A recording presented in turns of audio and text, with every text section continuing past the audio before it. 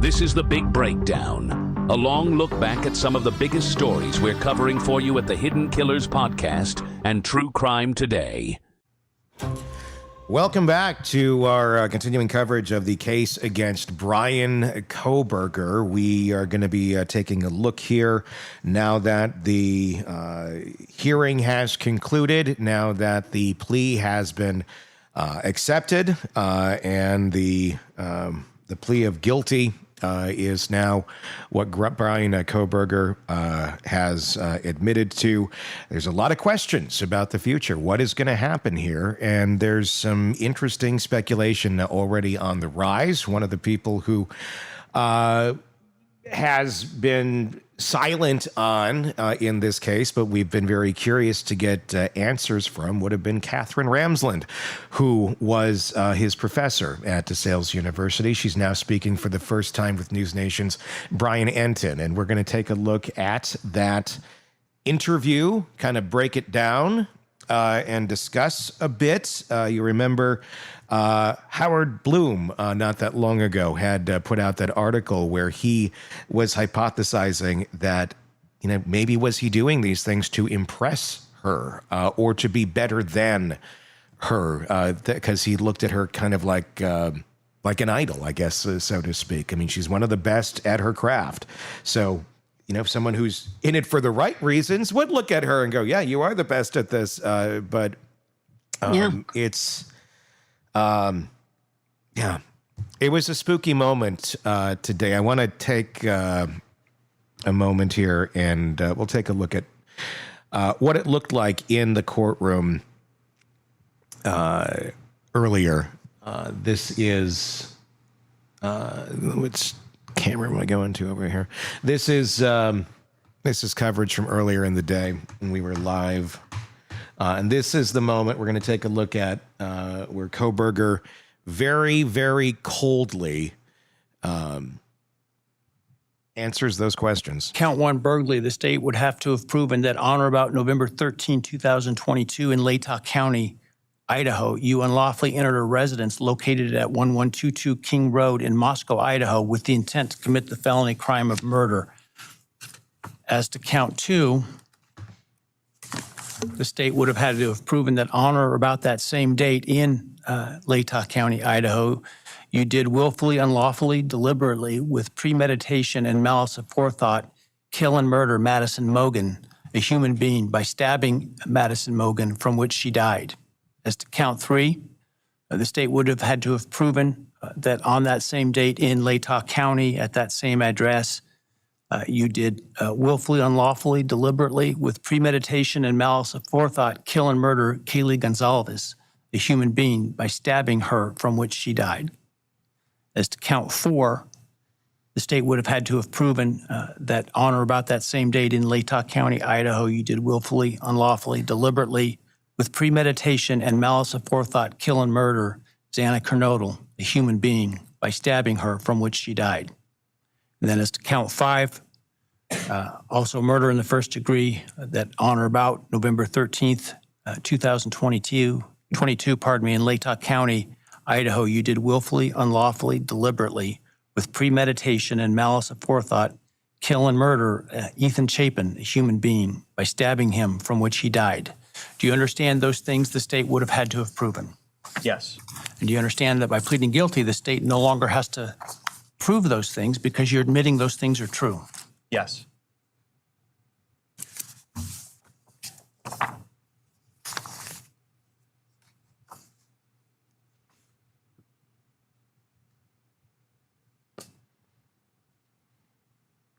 I want to also make, for the record, the defendant has provided with the guilty plea advisory form a document entitled Written Factual Basis that purports to have the defendant's signature dated 1 July 2025. Did you sign that document? Yes.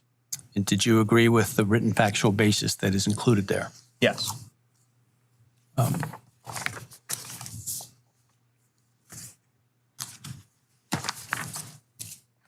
And then let me ask you, did you, on November 13th, 2022, There it is. enter the residence at 1122 King Road in Moscow, Idaho, with the intent to commit the felony crime of murder? Yes. Did you, on November 13th, 2022, in Latah County, state of Idaho, kill and murder Madison Mogan, a human being? Yes. And did you do that willfully, unlawfully, deliberately, and with premeditation and malice of forethought? Yes. Did you, on or about that same date in Moscow, Idaho, kill and murder Kaylee Gonzalez, a human being? Yes. And did you do that willfully, unlawfully, deliberately, and with premeditation and malice of forethought? Yes. And Wow. did you, on that same date in Moscow, Idaho, kill and murder Xana Kernodle, a human being? Yes. And did you do that willfully, unlawfully, deliberately, with premeditation and malice of forethought? Yes. And then on or about November 13th, 2022, again in Latah County, Idaho, did you kill and murder Ethan Chapin, a human being? Yes. Did you do that willfully, unlawfully, deliberately, with premeditation and malice of forethought? Yes. I would ask the state at this time to provide its recitation of its factual basis had this case gone to trial. Thank you, Your Honor. So basically what we got is a condensed version of what the opening statements would have been Yeah. from prosecutor Bill Thompson. The image behind me right now, that's him in court today. That is probably one of the closest up ones that we've seen. That one is not AI. That is him. That is him today in court. Those dead eyes. Yeah, he does look like a shark. He just does. He just looks empty, like a shell. Yeah. He's no longer going to be wearing street clothes the next time we see him. Was it July 23rd we're doing the sentencing? It is I July think that's- 23rd and possibly the 24th if they need more time. Yeah, he'll be in a jumpsuit. He'll be wearing prison garb. Yeah. That's the last time we'll see him in a suit, I'm assuming. Maybe. It is. That is the last time we're going to be seeing him in a suit. Another thing I found interesting was the scolding of Steve Gonzalez at the very beginning without saying his name. Yeah. I found that to be a little like, shut the F up, Judge. Like, I'm sorry this guy lost because your staff in your office fumbled this so badly and didn't give them a chance to like really say their piece, that they're angry. And he goes on TV and says, please let them know. And your response is, have not and will not listen. Pretty tone deaf. Well, and that's just it. I understand that the law, I get it. Pretty tone deaf. I get it too. They have to follow the letter of the law. But here's the thing. These are parents of dead children. At the end of the day, there are 4 kids who are no longer alive. Yeah. Let the man have his emotions. I Well, get it. I get it. And But look, come on. there was nothing wrong with what he was doing. I No, mean, it's not illegal. He was because he felt he was not being heard. So he was going to be heard. And because you didn't want to hear him, tough shit. And there's nothing that, and the thing is, he wasn't trying to sway your opinion with a bunch of people saying this, that he was trying to be heard. He was trying to have you see just how damaging this could be from his perspective. Yeah. And you need to. And I know the judge said I did. Great, but for the love of God, have not and will not listen, and I'm turning him to the authorities. Okay, great. I thought that was shitty. I thought that was shitty.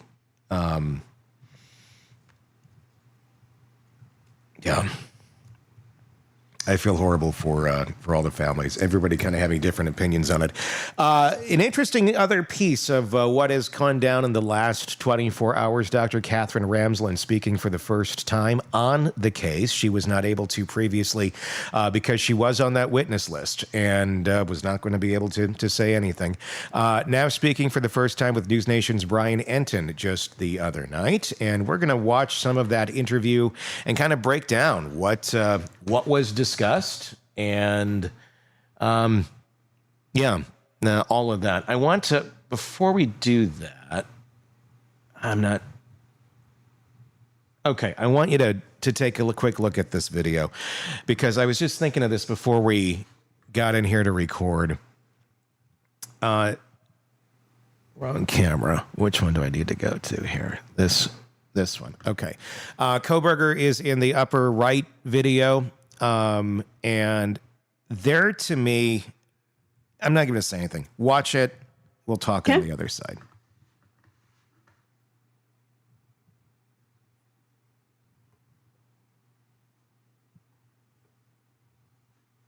I'm going to turn the sound on.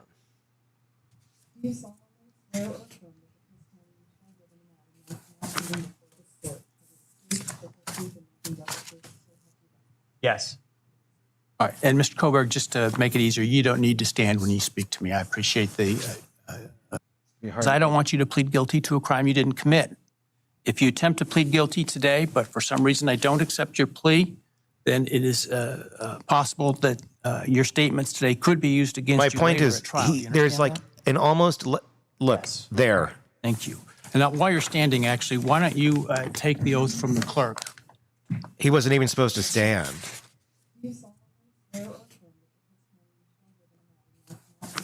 So he takes the oath. And if you watch... Yeah, he stood up when the judge was speaking to him. Mr. Kohberger, just to make it easier, you don't need to stand when you speak to me. I appreciate the sign of respect, but for convenience. I don't think there was a sign of respect, Judge. I think that was a serial murderer that is now basking in the moment, honestly. He was like a turtle out there on a log in a river basking in the sunlight. Interesting that you say that because my perspective was the judge is taking that as a sign of respect, but he didn't have respect for the 4 people that he killed. Yeah. That ain't respect, Judge. I know. I mean, I get like how one could look at it that way, but I don't think it was. Because if you watch him right before he stands up, before he even does, he's getting fidgety. Like he cannot wait to get out of that chair and stand up in that courtroom. He's just popcorning like a guinea pig, right? Yeah. Really? I mean, literally. Bryan Kohberger was sitting behind his parents in court today. I didn't know earlier if his parents were there or not, but they were. And he said that it was they weren't crying. They were not crying. You could tell that they were, emotional, but they were not crying. Probably numb at this point. As their son sat there and acknowledged that he just murdered 4 people. Yeah. They've had a loss too. Oh, I'm not criticizing them. I know. I'm saying I think they've probably been to hell and back with this already. And I think, they've maybe made their peace as best that they can with something like this. I don't know, but I feel horrible for them as well. Let's go and take a look at this conversation that Bryan Kohberger of News Nation had with Katherine Ramsland just the other night when he was in for Ashley Banfield. Let's... there we go. Let's take a look. Though, and we're joined exclusively by her, renowned forensic psychologist, Dr. Katherine Ramsland. As you may know, she was Bryan Kohberger's professor and advisor at DeSales University in Pennsylvania. She has not spoken publicly about Bryan Kohberger until now. She's been on this show talking about other cases, but she's been very, very careful not to talk about Kohberger because of the trial, because she was going to be a witness at the trial, and she now feels comfortable to to open up to us. And we've got so many questions, Dr. Ramsland, that I've got so many questions I've wanted to ask you for so long. I want to start with, how did you first meet Bryan Kohberger? What classes of yours was he in? Okay, I want to be just clear that I'm still within the FERPA limitations that protect students and student information. So I will talk within that. I met him in the fall of 2018 when he came to DeSales University. He had an associate's degree, and he was going to get into our 4-year program as a psychology major. He selected the forensic track, which made him an advisee for me because I managed the forensic track. And he was also in my class that semester. And Dr. Ramsland talks about FERPA. I should have mentioned that. There's a law, it's a federal law, I believe, that she is not allowed to talk about certain aspects of a student, their grades, certain parts of their academic life. It's almost like a HIPAA. So she's going to tell us what she can, but unless Bryan Kohberger signs off, she's legally not allowed to talk about certain elements of his academic career. So just keep that in mind if there's some things that Dr. Ramsland can't answer. What was your perception of him? He seemed like eager to be in the classroom. He was polite. He was respectful, intense, and curious. And there was no reason for me to think that he was anything other than someone who was really interested in this potential career. Was there anything looking back now that was strange about him or that you noticed?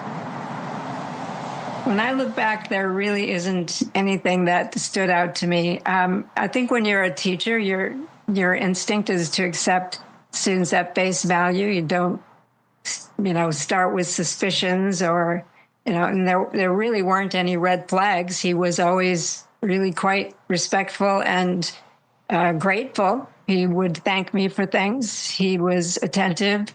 He would do the work. I didn't have any concerns. Let's stop there for a second. Are you surprised by any of that, or what's your reaction? No. No. I can't say I'm either. He seems to be, what he's into. And I imagine he would kind of be almost like a perfect type student if you happen to be the one teaching the subject that he's into. Because he's into, look at those eyes. It's like it's like a hyper focus, hyper to a. Imagine if it was used for something productive, Right. But I think that's what he thought he wanted. I think he thought this was going to be super productive because I think he thought he'd get away with it. Then he could teach about it or be taught about, and he'll be the one that is infamous, but he's the only one who knows it. Well, not how that worked out. Let's watch a little bit more of this with Bryan and Katherine Ramsland. What I think it was 4 classes that you taught him in. What were those classes? There were 3 undergraduate courses in the forensic track that I taught, and he was in all of them. Well, one was forensic introduction to forensic psychology. Another was my death investigation class, which was called psychological sleuthing.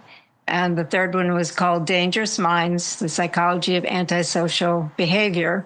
And then he got into the graduate program in criminal justice for a master's degree. And he took a course with me called behavioral criminology. I want to take those classes. Is there they sound anything, fun. Dr. Ramsland, when you look back and you think about the curriculum of those classes, and not getting into his specific experience, but when you think about what you taught in those classes that you think, oh my gosh, he may have used that in what he's now accused of doing here in Idaho? Well, the antisocial behavior course involves serial killers and mass murderers, and we do a lot of case analysis. I use two books that I wrote. One was written with the BTK killer, whom you just mentioned, and his decision process and the crimes and how he thought about them and felt about them, and what was it like for him to be caught. So that's a very intense book. And also I have one called The Mind of a Murderer, which was about various behavioral experts over the past century who interviewed killers, mass murderers, and serial killers to get as close as possible, spending a lot of time with them to get as close as possible to their process of becoming a criminal. And so he would have been exposed to that. I think some of now looking back, I would look at maybe some of the things that interested him as being, something that gives me pause. But we always have to think about, we all know, everyone in this field, forensic psychology and criminology, know that we could have students who might become offenders. But we also know that the vast majority of our students will not, and will instead go into a field like law enforcement, FBI, Secret Service, that make the world better, that protect us.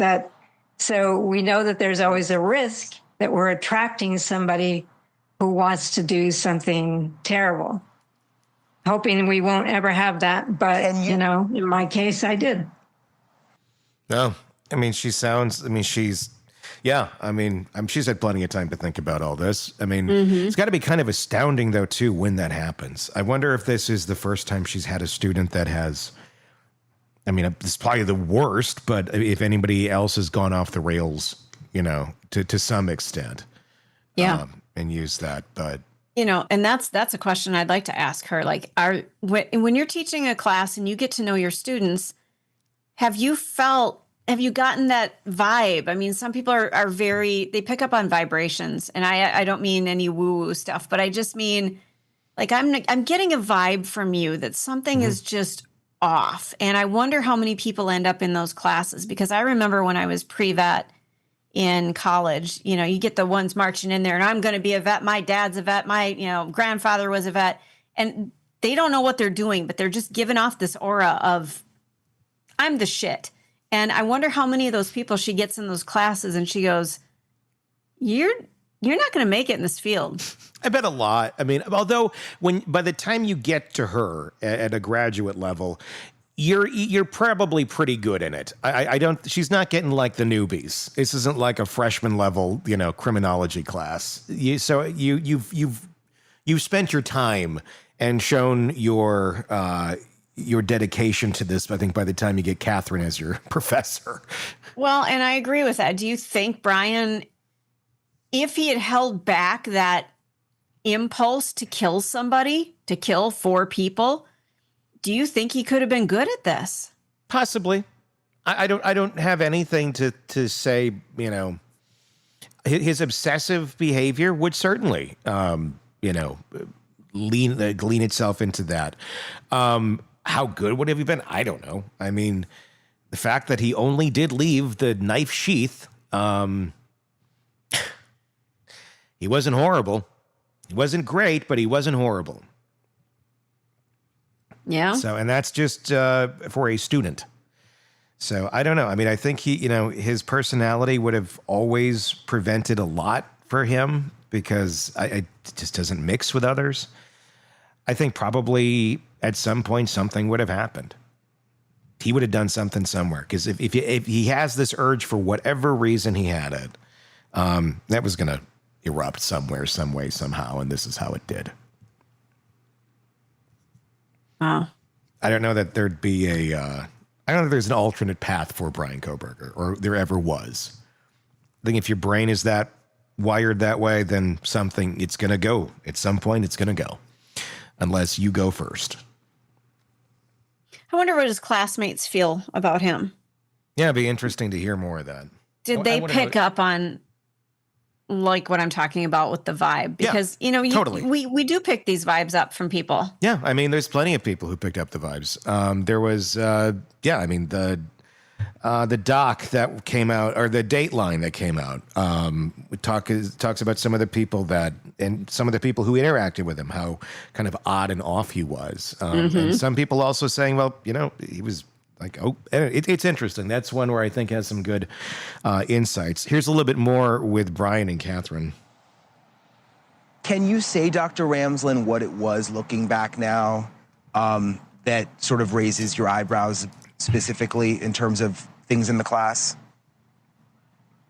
I think just the idea of wanting to study offenders and what their thought process was, how they felt about their crimes, wanting to study that, and then finding out that this is a person who then is now saying he's guilty of doing these things. I have to look at the framework of what I taught and wonder, did I inspire him in some way? Did I, but I can't second guess that, because I may have inspired somebody else to become an FBI agent. Yeah. And that's, unfortunately, in this field, that's what we live with. I mean, you've been studying serial killers most of your life, but when you talk about the fact that you may have, what you taught may have inspired this, that's got to be hard for you to process, I would imagine. It's terrible, very hard. And it's not just what happened to the victims. I really thought Bryan Kohberger was a promising student who really could have made a mark in this career in a very positive way. I thought that. So disappointed, angry, and very shocked that this is who he turned out to be, and horrified for the victims and their families. Just horrified. I mean, I worked with Dennis Rader closely for 5 years. I met the victims' families. I saw the devastation that these kinds of acts can have, and I have to always keep that in mind when I'm teaching these subjects. What did you think when you first heard that Bryan Kohberger, your former student, was arrested for this? I was completely floored. I didn't believe it. And his demeanor that we saw on media was that he was confident that he was going to be able to prove his innocence. So I wanted to wait and see. I wanted to give him the benefit of the doubt. But as months go by and he kept saying that he had an alibi, and I wondered, well, why are you sitting in jail? Give us your alibi, get out. And that wasn't happening. And then it was really when he said his alibi, and it was clearly not an alibi, and he would have known that, certainly from all the classes that he had through undergraduate and graduate work. He would have understood that wasn't really an alibi. I think that was when I was really, floored that this is my student who has done these things. That's a weird part of the whole thing. He knew, like, why keep saying stupid shit? Right? Like, why not come up with some sort of alibi? I mean, I don't know. I mean, he knew that would be insane to say, so he said it. Yeah. Or is his mind just so wrapped up in thinking that he didn't even recognize that would be an insane alibi because he just thinks he's God? I don't know. Or was it all to mess with the people? What is this like a reverse study in his mind? He's studying us. He's studying the people. He's studying the people that he terrorized. Is all of this part of that for him? Maybe that makes me question if he would have been good in this class, because the alibi is everything. Yeah. Isn't it? Did he not think this through? He just thought about the process and not the after part? No, I mean, I don't know. I think there's a very twisted way of thinking going on here. But I do wonder if this is part of his thing of, I don't know. Maybe we're way overthinking it too. Maybe it's just a rage and an urge and hate, and I don't know. You mentioned, you studied BTK, the serial killer. You met with him many times in prison. This is what you do in a hope to prevent these things from further happening and understand the mind of a serial killer. Would you want to study Bryan Kohberger? Have you put any thought into that? Is that something that you think could be possible? I've been thinking about that for 2.5 years. I would. This is my work. If he wanted to do that, I would. And within the framework of this is what we do to try to look at developmental trajectories, the triggers, so that we can see the red flags faster. We can prevent people like this from wreaking the havoc that they do. So if he wanted to do that, I know that he's got the intellectual capacity to do it, to be self-reflective, to help think through how his life came to this. And so I would definitely do it if he were willing. And it would be hard. But I think because I have so much material from him, I have questions for him that I think nobody else but me could ask. It feels like the beginning of a horror And just movie. my last question, Dr. Ramsland. Where it's like it's like Halloween is what it reminds me of. Where it's the killer, the doctor's there talking. If I could study, I would study him. And then, then it cuts to the scene where the study begins. And somehow in that study, he breaks out. This feels just, it's creepy. It's very creepy. That's a chunk of the interview with Brian Entin and Katherine Ramsland on News Nation from just the other day. The full interview you can find over with News Nation. Yeah. Spooky. Man, it's not how I thought it would go, but they must have had meetings that, you know what, we aren't going to be able to defend you and you could end up dying. And at the end of the day, I'm just surprised. I'm surprised he didn't take the risk, because he's already on the ride, and he's been going on the ride over and over and over for the last 3 years without saying, hey, let's turn the roller coaster off. I'm done. Why now? Why now? Yeah. I get it. Like, you're facing death, but you knew you were facing until I guess you run. At the end of the day, death was what was going to scare him. Death is what scared him. Because I didn't know if he was afraid of that. I didn't know he was afraid of that or not. I just kind of thought maybe he's not, and he's just going to go for the whole experience. But he closed Wally World down early.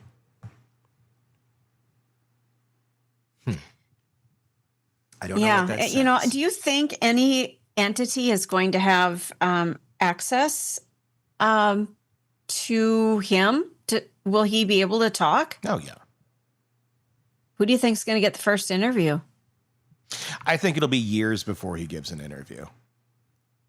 Wait a minute. We were just talking that this guy was just popcorning, waiting to stand up and be in front of the camera and let everybody see him.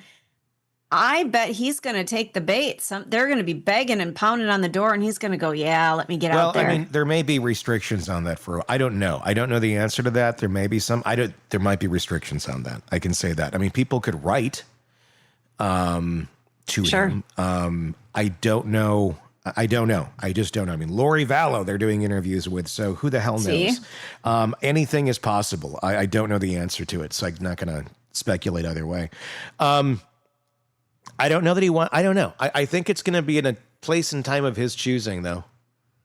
I don't know. I don't know. He was popcorning there, but I think that's because he was in that courtroom and he wanted that moment right there. I don't know that he's, popcorning for a sit down with Diane Sawyer.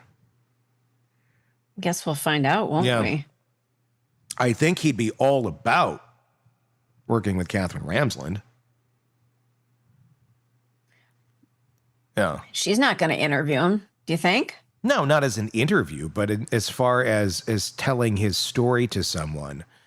And she'll end up writing the book, and then she'll explain exactly that may be how the story comes out. Just like just like BTK's story, a lot of that came out through Katherine. So I could see a very similar thing here. Yeah. So there you go. That's the world today. This is the Hidden Killers Podcast with Tony Bruschi and continuing coverage of the case against Bryan Kohberger. As the trial of Bryan Kohberger barrels towards an August start, the courtroom saw some major movement last week. He witnessed subpoenas, strategic motions denied, and the defense's roadmap narrowing by the day. Among the biggest developments, several individuals from Kohberger's past in Pennsylvania have now been identified as potential trial witnesses, raising new questions about what role his early life will play in the defense's case. At the same time, the judge shut down two major defense moves, blocking the attempt to introduce a third-party culprit theory and denying the request to delay the trial once again. To help us break down what these witnesses could bring to the table, why the court rejected these latest motions, and what all of this tells us about where the trial is headed, Jennifer Coffindaffer, retired FBI special agent with her experience investigating this sort of stuff and people like this, courtrooms, all of it. Jennifer, she helps us cut through the noise and get to the real implications behind these headlines. So let's jump into this, Jennifer. Let's break down the Pennsylvania witnesses. Who are these Pennsylvania witnesses, and why is the defense calling them to the aid of Bryan Kohberger? And from the understanding, a lot of them don't want to have anything to do with it. What's your thoughts thus far?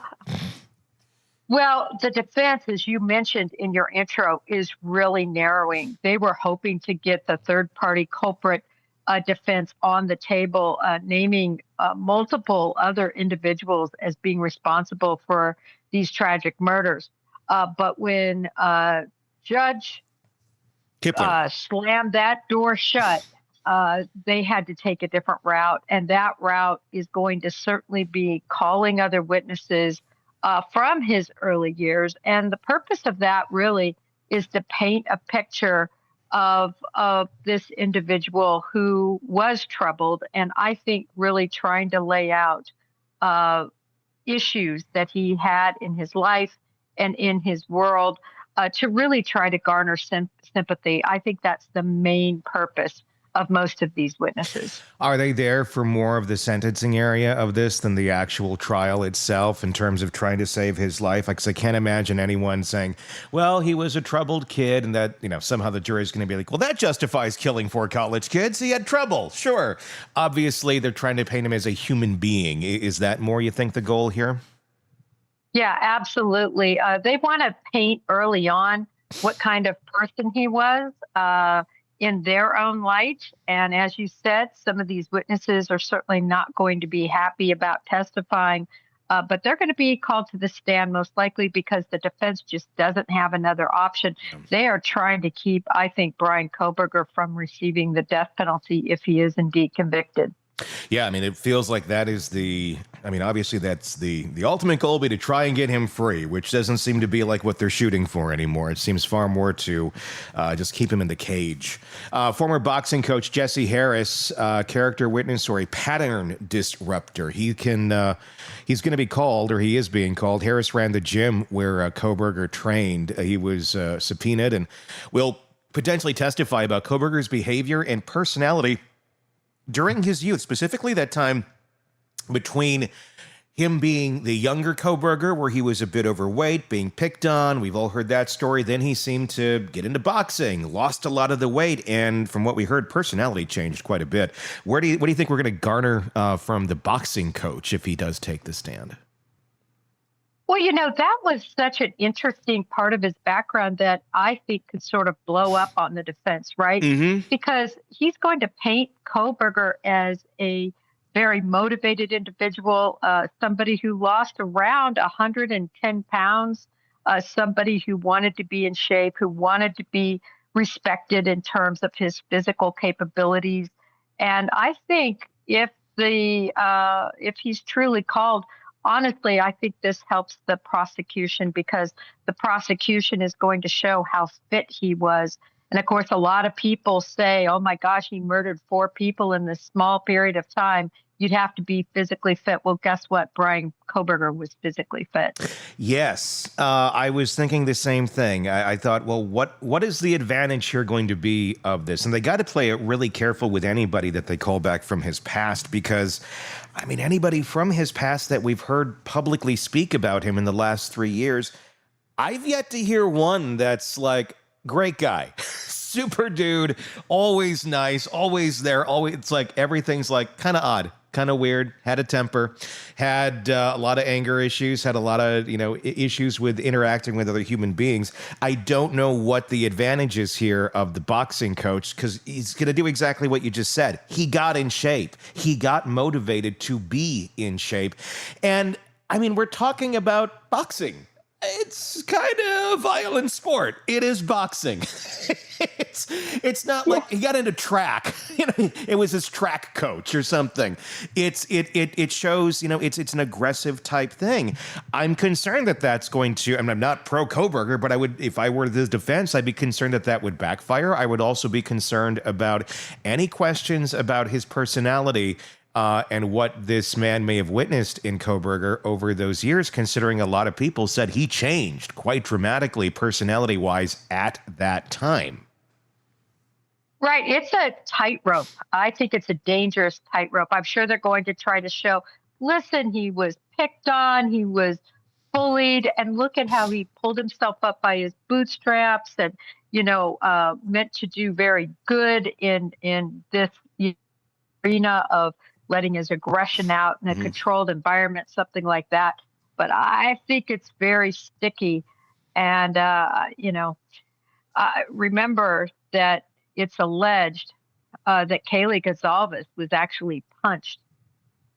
So I think that's also going to be interesting because now you have somebody, a kickboxer, but somebody who's trained to fight. And that comes in. It's dangerous territory for the defense. It's almost like they're trying to paint a story of redemption or something in his early youth. A guy who got his stuff together, who really, saw, okay, I'm not gonna be the fat kid in the basement that's being made fun of. I'm gonna change my life. I'm gonna go and do this. But what ended up seeming to happen, I don't know, it was redemption, but more of like a psychological regression, because from everything we've heard, sounds like Kohberger kind of wanted to, square up all the loose angles of everybody who made fun of him in the earlier years. When he finally kind of got a little confidence and a little bit more in shape, it wasn't a, hey, let me join the group and let me, be one of you guys now and let's have fun and enjoy life. It's more like, let me go settle all the scores from the past. Yeah, I agree. This is a case that, in my view, I've always stated it, if he indeed do this, it's a state of retribution. It's a state of revenge. That was his mindset. And he built the tools to do that. By calling some of the people from his past, we're going to see how really possibly this monster was created. High school advisor Ann Farham, voluntary testimony and strategic optics are what's at play here. Farham has already agreed to testify. This is one who said, okay, I'll do it, avoiding a court battle. Her appearance may lend an image of credibility and care, someone stepping forward uncoerced. What do you think we're going to hear from the high school counselor? She would be one who would have known him pretty well at that point in time when a lot of these things were going on in his life and a lot of trouble was being talked about. And a lot of this is the area where he would have been talking about visual snow and such in the online postings that we've seen. Right. Tony, this is the problem. This is how much what I would say the defense is really reaching. Going back to a high school counselor. I know. The guy's 30 now. Yeah, it's really, really a far reach to try to make this person your character witness.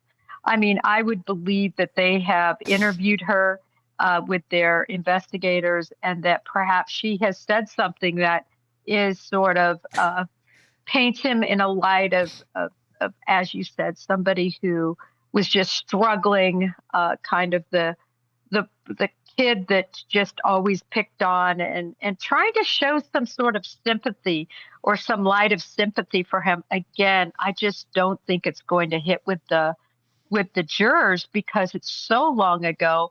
And it doesn't matter when you consider the crime that he did. You can't have the excuse of, well, I was picked on when I was in 9th grade. That's really not going to fly. I can't imagine. I mean, just the idea of being 30 and whatever crime it is you committed, that your best witness is your high school counselor. It's like, who was like almost 10 years prior to the crime even taking place, even further now, that this is the best you got? This is really the only person that's going to be able to stand up for you and say, he was a very nice boy. It's just, what is that? Yeah, I mean, I guess it really is coming down to trying to see, okay, maybe he wasn't always evil, or maybe there was a side to him that existed prior. I mean, I'm wondering if they're trying to paint the side of him prior to his transformation, if you will, the softer side, the lighter side, the side that got picked on, the side that may have been a little bit more compassionate. I don't know. Yeah, I think they are. I think they're trying to show sort of that he wasn't always like this. And again, I see it as gaining sympathy, or at least some sort of empathy for this person, so that when it comes to sentencing time, they can spare him. That's what I see that the defense is trying to do. The jail guard, he is going to be a witness. He was the guard post-arrest out there in Pennsylvania. He's a witness who was a corrections officer, supervised Kohberger at that point in time. Defense may want to show that Kohberger was calm, cooperative, and not displaying erratic behavior post-arrest. But was he, though? I mean, this is someone who, if we remember back at that point in time, and I'm curious to get your memory of what was going on at that point in time, one of the first things I think we heard about was his bizarre demands for ways of cooking his food in prison, of don't use pans that have touched meat, as if he's at the Four Seasons. I couldn't even imagine asking that at the Four Seasons, but he's asking it in jail. What do you think that's gonna, with all of this, let's start with the jail. We'll talk about the cooking methods later, but the jail, the guard, what do you think the jail guard is gonna bring to this in terms of helping or maybe even hurting Kohberger? Well, this is another tightrope. I mean, was one thing that he observed going to be positive for Kohberger, such as you mentioned, that he was calm, that remember there were allegations, in fact, it's documented, that he said, was anyone else arrested? We know about that early on. Did he say further little tidbits like that this guard overheard, or that he said straight to the guard? So I think they're going to want to just try to cloud up what might have happened, right? I mean, this is something that Bundy allegedly did too, where they dangle out these possible carrots that somebody else was involved, when really it's just strategic and smart to say things like that, because it can be distracting away from his own guilt. So I'll be interested to see, but I'll also think that this guard will also probably have information that might not be so positive, just from my past knowing what guards see and what they take note of. I mean, they get to see these guys 24/7 almost, at least when they're on shift, and they're supposed to be watching them and monitoring them. And if you 24/7 every single minute by somebody, it'll be interesting to see if there were mistakes made by Kohberger that could be positive for. How often do we see guards called in cases like this? It's hard to say like this because there's not a lot that are like this. But how often do we see a guard like this called? And is it kind of like a desperate move that this is the person you're going to be calling as the defense? Or is this, I don't know, it seems like this is a weird one compared to witnesses to the crime, about the crime. The guard itself, like how unorthodox is this, or is it not? Well, when you look back, let's take a case that we both know well. It's the Delphi case. Yeah. You may recall that there were issues in terms of the guards actually overhearing the conversations with the defense attorney and Richard Allen. Yeah. And that really became a huge issue, what was recorded, what wasn't, what they might have heard, what could have been passed on. And, that judge in that particular case kind of shut everything down. But in this case, Judge Hippler is fine with, I think, allowing some of the information in. And obviously we see that because he's on that witness list. I'm going to be interested to see, though, if he's actually called or if this, again, is just somebody on the list. Yeah. It's a lot of people that are on the list. Some are, contesting this, saying, we do not want to go and have to testify. A lot of them are trying to compel them to testify. If they get the subpoenas and they contest the subpoenas, if forced to testify, unwilling witnesses, they can be hostile sometimes, unhelpful on the stand, even if they're being brought in to try and stand up for this guy, especially if they think he's guilty. If they're like, yeah, I knew him in high school, but he was, I don't know him now, and I could see him being the one who did this. This is kind of a big bet that it feels Ann Taylor is placing on these people to show up and provide anything that's really going to be of help. Well, Tony, it's a slippery slope. And once you put somebody up on the stand like that, though, they can come off sometimes, as you mentioned, hostile. They can come off as not being truthful. We saw that recently in the Karen Reed trial, where certain witnesses were called that did not want to be there. And they made just a horrible impression of themselves because they didn't want to be there and they came off hostile. So again, it's a slippery slope for Ann Taylor to be going after this, but I see it as her overall pattern of kind of, putting up what might and might not work. This is a true throw the spaghetti on the refrigerator and see if it sticks situation. And that's why I think she has this tremendously long and unusual witness list. Let's talk about the motions that have been denied. The third-party culprit motion, Judge Hippler said, nope, we're not doing that. He denied it, and the sealed motion to present alternate suspects, citing lack of direct evidence and pure speculation. We went through that document the other day. And I guess I want to know what the hell do you think Ann Taylor was thinking with submitting that, other than let's see if this spaghetti sticks too? Because obviously none of the people on that list had anything to do with this, and nor would it ever make it into the courtroom, considering they've all been cleared by the FBI. And what do you think she was doing with that? Was that just to create some reasonable doubt in the potential jury pool that exists out there in the ether right now, so that when they do get that pool, maybe they'll remember there was that alternate suspect list, but they don't understand fully what that matters or what that means, and that it really didn't mean anything. What's your take on it? Well, I think it's twofold. I think, first of all, what does she have to lose? Yeah. Try to throw this out there, create these long motion documents that this judge has to go through, decipher, put the law to it. The prosecution has to answer, and that they can hope somehow, is not denied.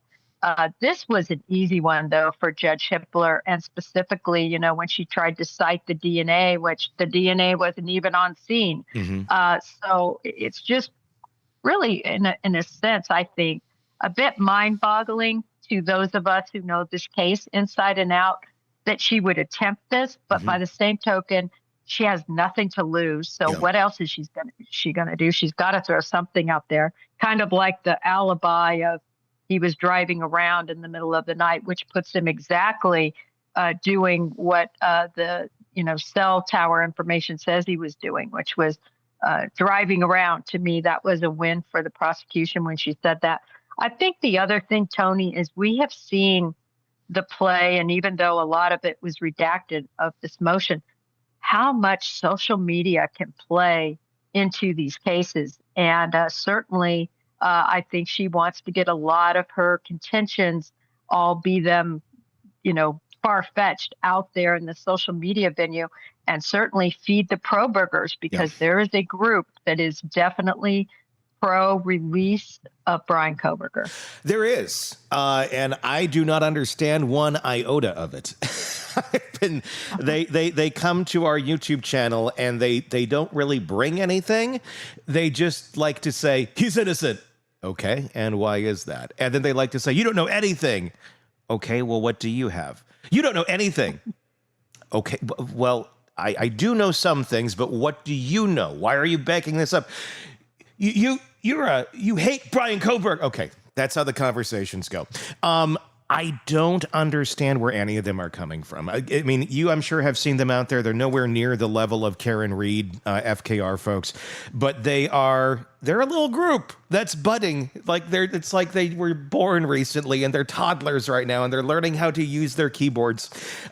Where are they coming from? Where do you glean anything off of these people as to where they're coming from, as to why they think Kohberger is innocent, or they just want to join a club that nobody else is a part of yet? Well, I saw the group starting to form actually very, very early on. It was just so few in number, but it's getting traction, I think, because some of the people from the other trials that are now over, they're kind of going over there and jumping on the bandwagon, right? Yeah, why they're lost. is the interesting thought? Yeah. Why in the world everybody wants to see Bryan Kohberger's rights protected? There is no better advocate probably out there than Ann Taylor herself. She has delayed this trial. She has tried every avenue to try to get justice for her client, which she should be doing. So it's not like he's not well represented. And it's not just her. He also has a slew of lawyers that have worked or are working on his case. There has been seemingly no limitation of budget. I mean, the amount of money being spent, the raises, the personnel, the court system has allowed, in other words, there's no expense spared from making sure Bryan Kohberger receives a fair trial. So, Tony, to your point, I think a lot of it is just noise, and people try to make a name for themselves. And that's what they're doing. That's how I see it. Why do you think it is that they have such a budget for this trial? Granted, it's very, very high profile, but at the same point, it's another trial. It's another case. It's another murder case. Granted, it obviously involves many people, but maybe this is more of a legal question, but where do they determine the budgets for what case? Where one gets, okay, you get your attorney from the state, good luck. He's getting everything, for free from the state. It's not like he has millions of dollars here to spend on these attorneys or any of the legal defense. The taxpayers are paying to defend Bryan Kohberger. Why this, carte blanche to the checkbook? Tony, I've brought this up before because I will say in our system, it is so unfair. You can go to some states and the expert witness is going to get paid $50 an hour. I'm not kidding you. Yeah. Other states, it's $500, $600, $700, $800. It just depends on the judge and his allotment. So it's really insane, the budgets that are decided solely by the judges. And remember, a lot of this budget was decided well before Judge Hippler was involved. And so for that reason, I think the horse done left the barn, and a lot of those constraints just weren't made. So it was carte blanche. But in a way, to me, I'm happy from the standpoint of for this case not to be appealed, for his Sixth Amendment rights to be protected, because this is a scary individual. Yeah. If for some reason he were exonerated, if the thought of him being let out, I just, I'll mimic what my good friend Dr. Picotto said. It could be a very scary situation if he were acquitted. Yeah, I can agree. Obviously, the third party theory is off the table now. The defense is going to have to pretty much attack the prosecution's case directly. Do you think they will? Do you think we're going to see a real solid attack of the prosecution's case, considering I don't know that they have a whole lot to do attack it with?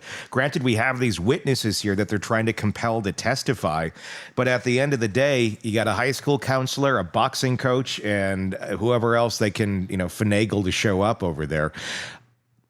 I mean, is that a defense you even want to raise, or do you think this may be one where it kind of goes the way of Diddy or Daybell or anything, where when it comes time to them for them to present their witnesses, they may just go, "We're done, we're good, we're just going to rest on everything we argued on cross"? Oh, they've got rabbits up their sleeve. First of all, they're going to try to discredit all that cellular telephone information, and they have expert witness that they have acquired. Mm-hmm. And I think he will be, do the best that he can to try to dissuade the jury that the prosecution's information regarding all the cellular data is accurate. Mm-hmm. I don't think at the end of the day he'll be successful. He's been out of the business for a long time, certainly qualified and certainly an expert. But you're going to have the best of the best with the FBI's CART team on the stand, and I think they're going to be pretty unshakable. I think they're also going to go after the car data. Recall that in the probable cause affidavit, it was originally thought to be 2011 to 2013 vehicle, Hyundai Elantra. But, of course, Kohberger has 2015, and so that expert, which was an FBI expert, had to go back and revisit why the configuration of the car he limited only to 2013 and that he had to incorporate up to a 2015. So they're going to go after that. They're certainly going to really go hard after these witnesses. I mean, they're going to try to cut up Dylan Mortensen's testimony and try to show that she was drunk, that it wasn't really a big deal what she saw, that she was texting. They're going to really try to paint her in the worst light possible. We have the DoorDash individual who now, has an issue. It was from a year prior. Because you get a DUI a year prior, in my view, doesn't mean that you can't testify you saw somebody at a murder scene. Sure. Totally unrelated. There's no information she was drinking under the influence during that instance in time. So the bottom line is I see them vigorously going after each of these witnesses. And those are two big ones. Dylan Mortensen out there. Obviously, there are still people out there who are like, "Well, why didn't she call the police?" And if you look at it, if you spend some time and don't just live in the ether of YouTube and go and understand where this all happened and how this all happened, it makes sense. You can, at least to a logical person, I think, okay, this makes sense. It wasn't, was it what I would have done at that age in time? No, probably not. But I didn't grow up at this point in life either, nor did I have social media and the ways that these kids communicate today either. So it's a very different ecosystem. And I think once you kind of understand that, it makes a bit more sense. But yeah, they're going to end up going after the roommates. At the end of the day, how strong is the testimony of the roommates saying that they saw the man with the bushy eyebrows? Obviously, it's one person that does put him there, but we have DNA, we have the sheath, we have the shopping list, we have so many other things too. How powerful do you think it will be to have Dylan testify? And it's going to be another tightrope when she does get to cross on the roommates, not to come across as too harsh or anywhere near mean towards someone who also is a victim of this, who went through such a trauma the night that Kohberger allegedly went into that house. Well, Tony, the good thing is I think there's a lot of corroborative information now. We have the 911 call where specifically they say before the 911 operator interrupted that there was somebody here last night. Mm-hmm. I think they even say in dark clothing. We've gone over those transcripts, but and then the fear and panic, the voice, oh my gosh. So there's a lot to corroborate sort of how she was feeling and why she did what she did. this was a party house and these were party girls. And so I don't think it was the first time. She'll be able to testify to this, but that maybe somebody had a little too much to drink and passed out on the ground. I think that is something that makes a lot of sense depending on, the circle you're in and the time frame you're in. But at the end of the day, it's going to come down to Dylan Mortensen. The prosecution needs to let her have her cathartic moment on the stand, because I can't imagine how this is all going to come together for her. She knows she's going to be on television. This is, like you said, the worst trauma almost anybody could suffer, realizing how close you were to likely being murdered and recounting all of this. I think if she comes off as emotional and that this is a cathartic moment for her to tell her truth, I think it will go a long way, because you better be careful, defense, if you go after this young girl, assuming she's well-spoken and has it together and is emotional during direct examination. That DoorDash driver, obviously another thing, initials MM. We've now seen her talking to someone at the police station after that. She was pulled over. It was operating while intoxicated, but it was not alcohol. It was prescription medication that she was supposed to be taking. But my God, a woman who has gone through a lot. It's almost like this is one of the most unlucky people I think I've ever heard of, with the tragedy and the trauma that she's seen with her boyfriend, I think it was husband, being shot in front of her recently before this. And now she so unluckily is the DoorDash driver in the Bryan Kohberger case. I get why she's a little effed up at times and why she seemed the way she did. I don't think it disqualifies her from testifying at all.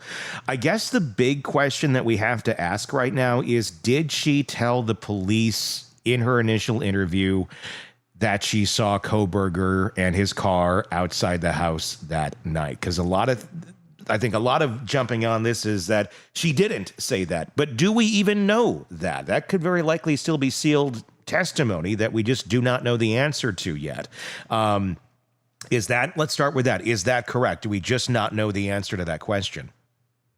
That's a fact. Okay. We haven't seen her FD 302, which is really actually Jenks material for that FBI agent who wrote it. It's not a statement unless they write out a statement. It's not theirs. It's that officer's statement.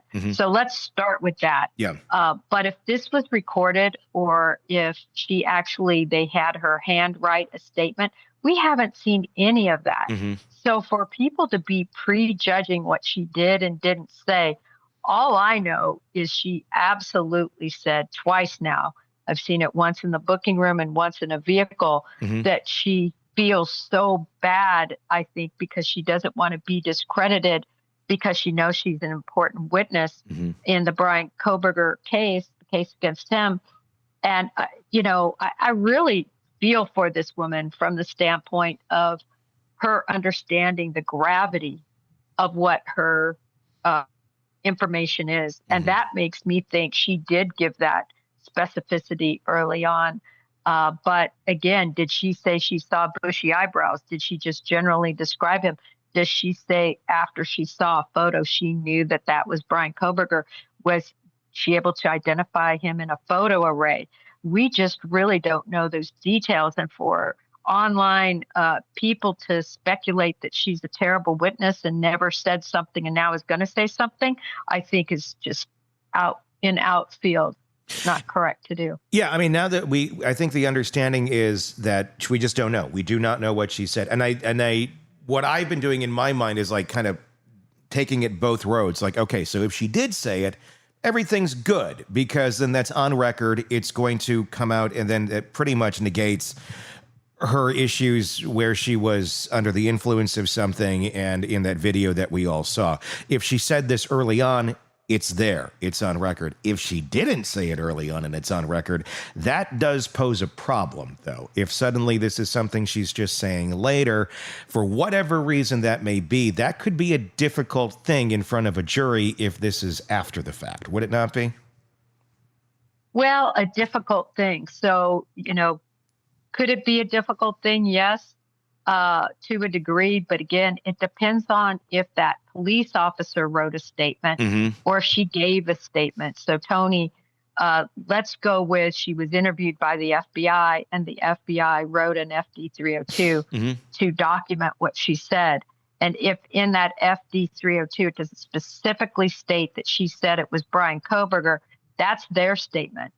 So she could say, I, failed to mention it. I didn't realize until I saw pictures of him actually in the car later that was him. That's how he looked in there. There could be a lot of different, things she could say. But I agree with you that the credibility in a juror's eyes may start to wane if her story changed. But they would have had to have asked her, would they have not? Did you see anybody at that scene? Did you see anyone near, in a car, anywhere? I mean, I can't imagine that wouldn't have been a question that was posed to her at that moment in time. No, I agree, Tony. It would have been posed to her, but you can imagine how early on this is. This is the next morning. Yeah. So the gravity certainly was known that there were 4 deceased individuals, but nobody knew the name Bryan Kohberger. No. Nobody knew what he looked like when she was originally interviewed. Nobody knew anything. So really, they were looking to jumpstart their investigation as to what car she might have seen, really, from this DoorDash driver and Dylan and Bethany. Those were their kind of starting points.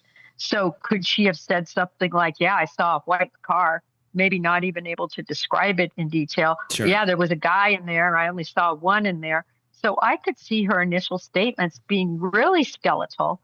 And then later, when he was identified, perhaps being shown in a photo array or trying to compare with her original description. I mean, if she looked over at the car and said she saw a girl in there, that could be a problem, right, Tony? Yeah. But if she gave a scant description that loosely follows or is Kohberger, I think she could be a really good witness. Yeah, no, I agree. I think she could. It's just all going to depend on what was said. And I've heard other DoorDash drivers weigh in on this over the last, several years now. And it's funny. I hear a mix of their perceptions because I think it is kind of a personal thing. You have some DoorDash drivers that are saying, look, when we go and deliver something, we are looking around our car. We're looking around the property we're going to because we want to make sure we're safe. Cool. I know that's probably the way one should be if you're delivering DoorDash to random homes you don't know about.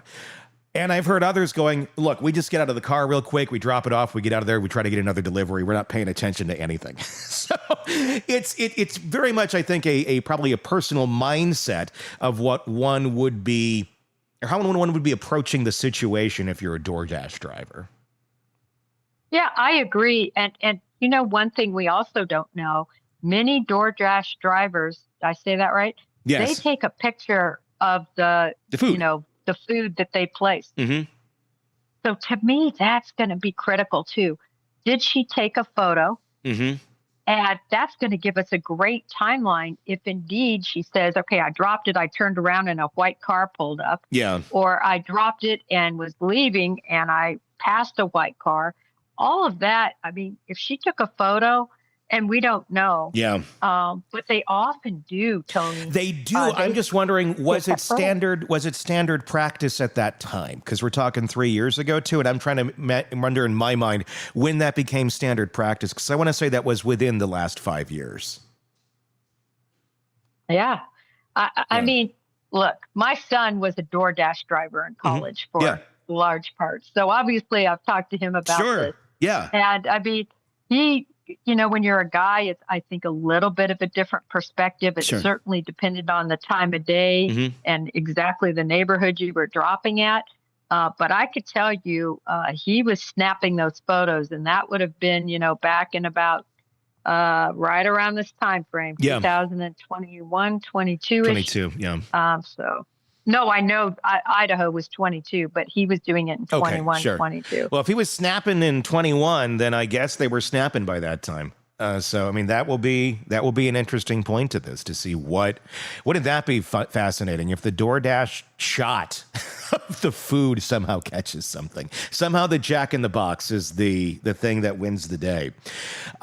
We're obviously getting very close to the trial starting here. We're literally at this point now weeks away from the jury selection beginning. Obviously, the defense had wanted to stay. The judge denied that motion, saying we are going forward here. Jury selection starting August 4th. Obviously, in the interest of not having any sort of appellate issues, the judge seems to be pretty straightforward and confident that we're good on this. Do you think both sides have had enough time to prepare, and should they be going on August 4th? Well, the first go around, I said there is no way. Yep. And this go around, I've said, wow, very surprised. I was waiting for his actual written response, because he's been saying throughout these court, proceedings that guys better be ready. He's been intimating that we're going to go. And sure enough, he's going to go. I still remained a bit surprised. I thought there would be one more continuance. Not that I want one more continuance. I love the backbone of this judge. Yeah. This judge saying, listen, this has been almost 3 years. Let's get justice for these kids. This has just gone on too long. You've had every delay that is imaginable, and we're going to move forward. But I really thought she would get one more just toward, maybe the end of the year, a few months delay. But we're starting now. It's actually kind of shortened, right? We have jury selection now on the 4th of August, trial starting the 18th. But believe me, when you say the 4th, now it's ramped up ahead of schedule. Yeah. Right? You don't have it on the 11th. That's what I consider when I hear trial starting. It starts with Rader. And wow, we're starting early. They've got so much to do to prepare for that. Any good attorney and any FBI agent will tell you the trial is decided on when you choose that jury. Sure. That's the most important stage of any trial.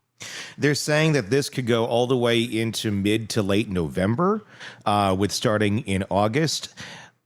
I'm curious about that. August, September, it's 4 months. Do you think we're going to see it go that long, considering the defense doesn't have a lot, honest? I mean, obviously they got some stuff they're going to try and bring. Like you said, they have some things up their sleeves, but I don't know. It feels like that's a long chunk of time for, I don't know, I feel like the prosecution can get through their stuff in a handful of weeks. Is it going to go all the way to November? Or is this going to be a shorter one than you think? I think it's going to be long, Tony, and a lot of that is based on Ann Taylor herself. I see her processes. I can only imagine how elongated these cross-examinations are going to be. I see motions coming up in the middle of trial. I see a lot of things that are going to make this trial really, really long. I also think that the prosecution is going to want to put on everyone to prove their case. They're not going to want to hold any witnesses back. They need to put on everything. And the defense is going to have some good defense rebuttal witnesses, I believe. So I think it will go long. It's going to be fascinating. I think if I got to go back and look at the tape, but this would have been 3 years ago when I asked you, when do you think this is going to happen? And I believe you said 2025, like right after everything went down. And so I think you win the free $5 Applebee's gift card that we give away when you enjoy half an order of buffalo wings. Well, thank you, Tony. Yep, this $5 gift card will get you. They can't even buy a greeting card anymore. No. And greeting cards are $10, Tony. Next time it's Shoney's, so just don't get too excited. But it's going to be great. Oh, that's great. Jennifer Coffindaffer, retired FBI special agent, as always, thank you so much for your insight on this case. As here we go, we're wrapping up. It's about to get started. Craving non-stop true crime updates? Press subscribe now and get the latest cases, analysis, and expert commentary delivered straight to your feed. Only from the Hidden Killers podcast and True Crime Today.